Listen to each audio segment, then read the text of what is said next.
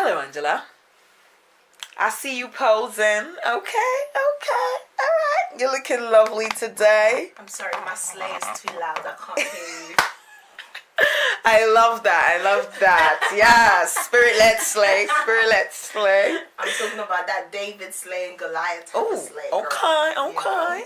You know? I can see you're just looking good and feeling good today.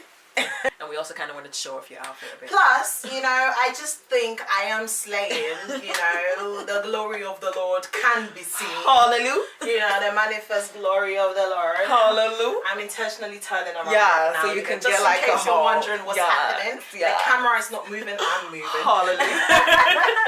But no, I'm just loving this outfit right now. And I thought, why not, guys? Give you some inspiration for your church, slay or your going out slay, whatever. Girl, do your thing and just tag us into it. Of course, so we can see.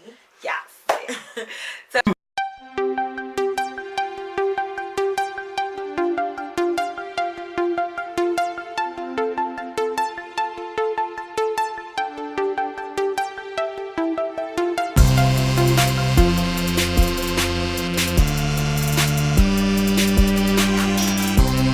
is Angela ready? She's ready. Hi guys, let's chat. So, just for we wanted to do something a little bit different today, which is why you're kind of standing instead of sitting as usual in a slightly different space. Do you want to tell us what's going on? So guys, we just thought, it's November. It is November, right? No, it's December. So guys, it's December and it's the last month of the year. Can you believe it? 2017 will be a distant memory very, very soon. That tells you that nothing is permanent. Everything is temporary. Every season is temporary. And the only person that is permanent is God. And that's why we trust the God of the seasons, because we know that even as the seasons change, he will always remain the same, and he will always take us through and help us slay through it. But yes.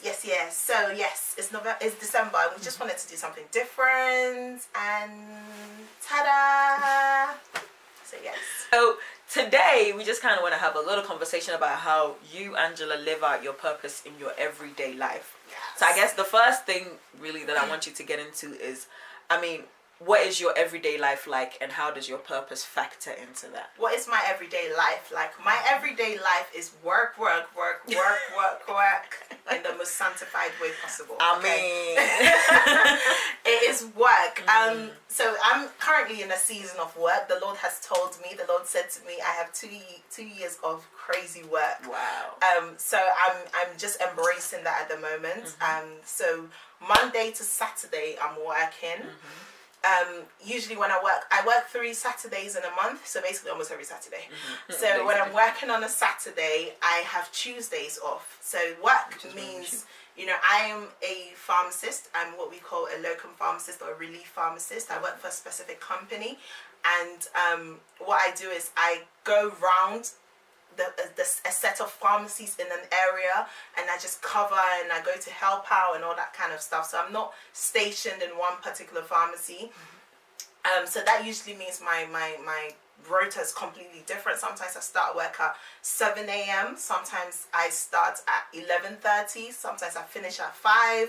Sometimes I finish at 1. Sometimes I finish at 7:30 p.m. Depending on where I am, is so different. So yes, most of the time I'm just all about work. On Tuesdays, when I'm not working, I have a mentorship program. So I am currently, I have had mentorship in the past. I still have other mentors, but in this season, the Lord has placed a specific young woman in my life who mentors me one-on-one. So I see her every Tuesday. And then you also mentor people, so you have. And I also mentor people, which I was going to come to, but my producer thought to. Just in case you were not going to say it, because I know you. Drop it in. I know you. Sound effects and that.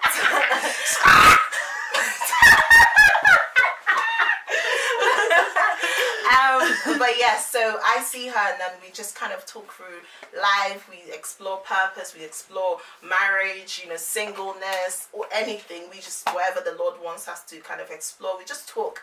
She's my mentor. And yes, so I have that. And also I do have people that, younger people that I have started to mentor. I do mentor. And usually I try and, if I need to see them, I try and fit them in on the Tuesdays. If usually I'm going to call them, I fit them in for the Tuesdays because as best as I can anyway.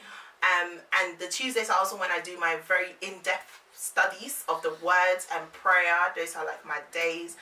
I'm currently still learning how to drive. DVLA. Driving is not for smart people. I've come to that conclusion. I don't care who's going to argue with me. Okay? It is very hard for when you're book smart. Like, I just need you to explain to me why I need to put the clutch down. Can't just tell me to put the clutch down. I need an explanation, okay? I got a first class in pharmacy. I need you to explain to me the technicalities of it, okay? But yeah, no, I've really been, like, it's been a very long, like 2 years of learning how to drive. I'm almost there. 2 years! I'm almost there, guys. You know, just pray that I pass my test in January. So usually I have driving early in the morning around like 8 a.m. or 7:30 or whenever he can fit me in. And then, yeah, so I come down, see my mentor, and then I film for the chat.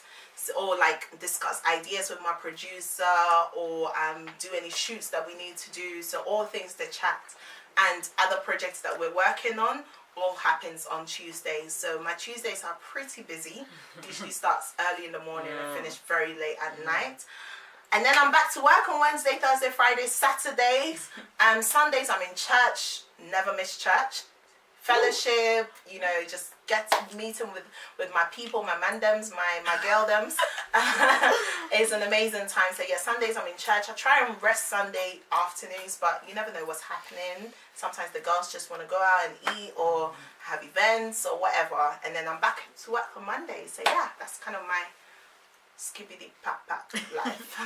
Right. So how do you live out your purpose in all of that? I mean, how do you live out your purpose at work? How do you live out your purpose when you're mentoring or being mentored? How do you live out your purpose when we're shooting, when we're discussing ideas? How does your purpose factor into all of that? So I had to really break down the meaning of purpose for me, because I will be honest with you, and if you follow me on Facebook or Instagram, I've shared this testimony with you guys about how when I first qualified, which was like 3 months ago, I literally just hated my job. I would go into work and just be like, God has told me I'm supposed to be ministry. This is not ministry. I'm not healing the sick. I'm not prophesying. I want to prophesy. Get me. Come here. Let me hallelujah. Yes. Hey. Hallelujah. Praise break. Hey. Hey. Running man. Oh, part of praise break. That's what I literally was like, God, what's happening in my life is a mess. I'm missing out on purpose, whatever. And the Lord was like, girl, come and sit at my feet. Yes. And I went, and he was like, okay, so this season of your life, it's about work. However, you're not just any other pharmacist. You're not there to just give out any medication. You're there to learn. You're there to learn about human relationships, human needs. What is it that human beings really need? And what are they actually getting from the world? And what is it that you can give to them to help them with their needs? And so when I started to go to work, the Lord would show me things. You know, people will come in for their medication, and the Lord would show me that it's a little bit deeper than the medication they're taking. Some people just come and they just want to chat with you because you're the only person they've spoken to the whole day. And it showed me the gaps in community, that we're not that communal feel that the Lord created us to have. Is broken, especially in the United Kingdom, that each man is for themselves. It showed me that the older people feel neglected. Hey, Titus 2 is not working here because the older people are not getting the chance to teach the younger people how to live life. And hey, Titus 2 is broken here because the younger people are trying to figure out life without the counsel of the older people. The Lord was showing me so much about, you know, all these things. And sometimes I'll just speak to someone. I'll just be like, oh, have a lovely day. And they would break down and cry just because I said, have a lovely day. And then We'll talk deeper, and you find out that they're actually having the worst day, and they just needed someone to smile at them. And you know, I've had different cases that, you know, someone's going through something with their children, and I'm just like, you know, you're doing a great job. You know, I see that they're an older person, their mom or whatever, and I'm like, you're doing a great job, and they just cry because this is the first time someone's telling them that as a single mom, hey, you're doing a great job. So I realized that there are needs in community that when we're good. Let me tell you something about Jesus Christ. Whenever Jesus was healing someone, the Bible says that Jesus was moved with compassion. And right now in our Christian walk, I noticed within even myself that one thing I lacked was compassion. We're rushing to preach to people. We're rushing to heal people. We're rushing to prophesy to people. But we forget that it is compassion that first moved Jesus to go and speak to these people. It is compassion that made Jesus come down for us. It is compassion. And that's the thing, that I was missing it. And the Lord was trying to show me these things through my daily work, you know. So it wasn't just about me going in there, and sometimes it's very arrogant and very prideful of us as Christians to go in and say, oh, you're a smoker, or you're depressed, or you're this, and I'm here to give you the solution. No, how dare you? Who are you? You don't know that person's, you know, struggles. And yes, by God's grace have you been able to overcome, but they don't have God. And it's about us remembering that Jesus didn't come like that. In fact, when the Pharisees were the ones who were like that, he rebuked them. Jesus came and said, hey, listen, go and sin no more. I understand why you need to sin, but go and sin no more. The standard still remains the same, but I'm still here for you, you know. The woman who with the alabaster box. That's literally what happened. The alabaster, yes. Alabaster box. That's literally what happened. So for me, it was like God damaging my ignorance and really breaking my prideful heart, and showing me that if you're going to give the people what they need, which is me, you have to do it out of compassion. If not, what are you doing? You know, so that's the kind of stuff that the Lord allowed me to see, and to see the brokenness of society, and to see that, wow, people need God. They need Jesus. They need Jesus. And I need to be like Jesus. You know, that's one thing the Lord showed me, that it's not just they need Jesus and they need Jesus. No, you need to look like Jesus, baby girl. Because Jesus is not coming down again to save. When he comes down, it's a whole different matter. So you are right now the imitation of Jesus that they need. You know, and so you need to work a little bit harder as well. You need to get closer to your Father. Your heart needs to be checked. You need to understand what it means to love. You know, as a pharmacist, let me tell you something. If you're not in the UK, yeah, in America they respect pharmacists a lot more, especially when you're in a community pharmacy where, like a place like Boots or Lloyd's or whatever. People do not rate you. They come in and they bring all their frustrations on life to you.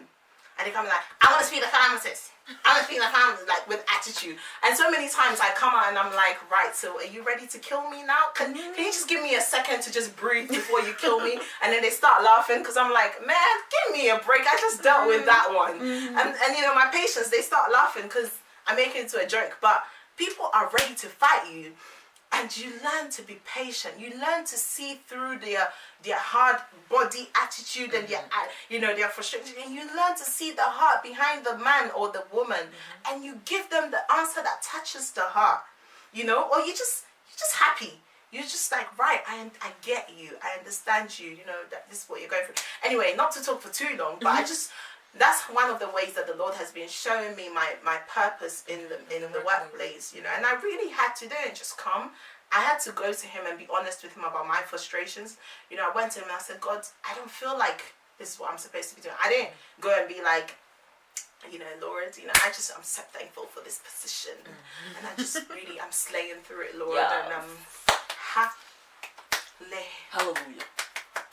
Hallelujah. Oh. No, I was literally like, God, I just kind of don't think this is working. I know you said it's supposed to work for my good, but I just don't think it's working. And he was like, well, baby girl, it's because you're seeing it from a different perspective. Come and let me show you what perspective you're supposed to be seeing it from. And honestly, my life has changed. Like, I literally live for work. I wake up and I'm like, woohoo! Yay! Work. Obviously, Nice. it's not every day because sometimes I wake up and I'm like, can I just kind of find a Saudi Arabian rich man and hallelujah, put a ring on it, and then maybe I don't have to work anymore. hallelujah. I just want to apologize to my elders and my deacons. Is that true, boo? So, you've kind of hinted on it a little bit, but I want you to speak to the young lady who thinks that her career or her work is separate from her Christian life. I feel like if you think that's the case, then you might be in a wrong workplace, or you may not have like discovered what your purpose is. Because honestly, I don't think they're separate. Honestly, I feel like the way God created us, our personalities, our work, our careers, our ministry, it all links. I feel like He created it to link so that it becomes effortless. You know, it doesn't take much effort for me to talk to people because it's part of my personality, you know, and somehow that's also part of my purpose. It works with my purpose. So first of all, I just want to tell you that you may need to spend some time at the feet of God, you know, and it takes time. It takes time. It takes time. It takes time. That's one thing I want to drum into the mind of every young person, every young man, every young woman. It takes time. Don't be fooled by social media. Some people are hitting their peaks right now. Too early. Because they're running. They're running without God. They're running. You know, some people, and like, you're 21. How are you at the peak of your life? You know, it takes time. God works with time. Take your time. Take your time and sit at the feet of God and have this mentality of don't do it for anybody else. Like, I don't do this for you. Honestly, I don't do it for you. With or without you, I do this. You know, it just so happens that the Lord wants to document it so that others can see. But my life is like this, with or without the cameras, you know. So that's the same for you. Like, don't be quick to show other people that this is what I'm doing, or this is guys, also look at me, I'm doing this. No. Take your time to grow into the person you need to be. Take your time to grow. Do whatever you need to do. That's what Nancy DeMoss Wolgemuth, that's one thing she said, that do whatever you need to do to become a woman of God that you need to be. Do whatever you need to do, and sometimes that might mean, you know, retreat and taking some time away, a year away of just kind of communion with God and no social media post, or sometimes it means moving away from some friends. Sometimes it means changing jobs, you know, or taking a break, or doing whatever, but do what you need to do to feel like you're in line with God. And if you're currently at a stage of confusion, do what I did. Take it to God and speak to mentors about it. I spoke to my mentor about it. Like, I would literally come in week after week and just be like, so, okay, what's going on? So I don't want to be, I just don't want to work. I just don't feel like I'm supposed to be there. I just feel like God has called me for other things. And then she'd be like, okay, cool, let's explore what purpose is. So we would go through Genesis, we'd go through Romans, and just kind of trying to understand why God created us and all these things. And then eventually, when the Lord also showed it to me, it just clicked. You know, so speak to older people about it. Speak to them, find a mentor. Pray to the Lord for a mentor and speak to them about it. But take your time and know that sometimes we see other people. Let me tell you a story. Preach, sister. Sorry. Let me tell you a story. About 3 years ago, I met this guy, and I didn't date him or anything. Let's calm down, my producer. But I met this guy, and I remember he was driving this nice white BMW. I'm not really into cars, but this car was nice. I was like, oh, like, this is a nice car. And I remember, like, I was really like, my eyes were just like on this nice car. And the Lord said to me that, Angela, if you stay faithful and just continue to work, by the time you're the same age as this guy, you'll be able to afford 5 times more what he has. Wow. And this guy was around maybe like 27. And I didn't really get close, but I remember I was just very much into like, whoa, like, wow, you know. And now I'm not even 25, and I'm sure that the Lord has blessed my finances enough to do certain things. So I want you to know that sometimes you're going to have to wear Primark for 5 years. It's okay. You know, even when you're rich, you can still wear Primark. Yes, God. Like, just take your time and be okay with what you have right now, and allow the Lord to continue to work with you and in you and through you. You know, he has to be working in you to work through you. You know, so don't be quick. Just calm down. What's that? Calm down. I forgot what the question was, by the way. You guys already know how to forget the question. Any last words? The year is coming to an end, and it's been an amazing year. Not because anything crazy has happened in my life, but because my perspective is changing, and I am so thankful to God because I see the uniqueness of me coming out. You know, that I feel like sometimes when we're all kind of commissioned to do the same things, our uniqueness doesn't come out. But for me, finishing, you know, my university and finishing my pre-registration year and really being chucked into life to figure things out, and being in that place of confusion and just being like, what the hell, where's my life, what's going on with my life, like, what, you know, what, this person's getting married, this one's got a new job, this one's doing that, and I'm like, wait, I need a year to figure this out. And God's like, there's no such thing as a year to figure it out, you know. But being in that place has been the most beautiful thing for me. I'm so thankful to God that I went through that, and I'm still going through it, because what that did was it forced me to go and look to Jesus. Hebrews 4 says that fixing your eyes on Jesus, keeping your eyes on Jesus. And the Message version says that the one who started with you and surely will bring you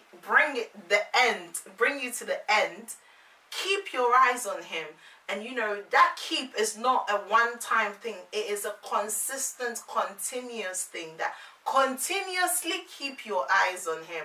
And that's what that place of confusion taught me. So especially those of you guys who are coming out of uni, or even going into uni, or even in sixth form, and you're kind of like, not sure what to do, that is the perfect time to go and sit at the feet of God.